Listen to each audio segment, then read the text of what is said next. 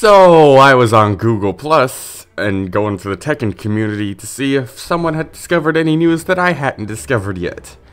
And no, there wasn't any new news, but I did find something interesting. I found this. A fake screenshot of a tweet from Harada. You can tell it's fake because if you go to the date that this thing says it was posted, it's not there. So this is completely fake, so we know that.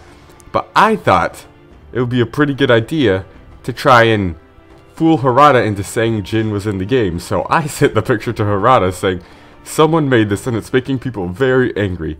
Can you tell us if it's real or not so we can know if Jin's in the game? And of course it didn't really work out. He's smart. He knew what I was trying to do, so he replied with, I'll just Google it. That's all I'll say.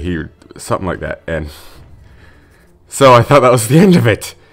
But no, it made news. Wow. So after that, there was an interviewer talking to Harada about it. There's a whole article where an interviewer tried to talk to Harada about it. So here's what it says. The interviewer says, so we take it to mean that Jin is still alive, right?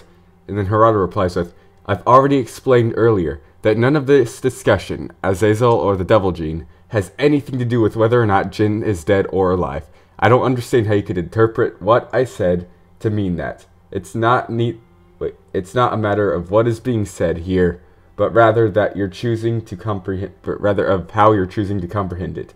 I didn't actually talk about whether or not Jin is dead or alive. And then the interviewer says, so at the very least, we should be able to take it that Jin Kazama is alive, even in the current timeline, right? And then Harada chooses to avoid answering. He says, are my words getting through to you?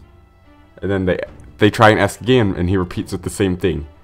So, don't worry, Jin is still alive. I'm just helping explain in case any of you were worried about the rumor. Because I can already tell you for one that Jin's still alive. They wouldn't have showed him at the end of that cutscene if he was still alive.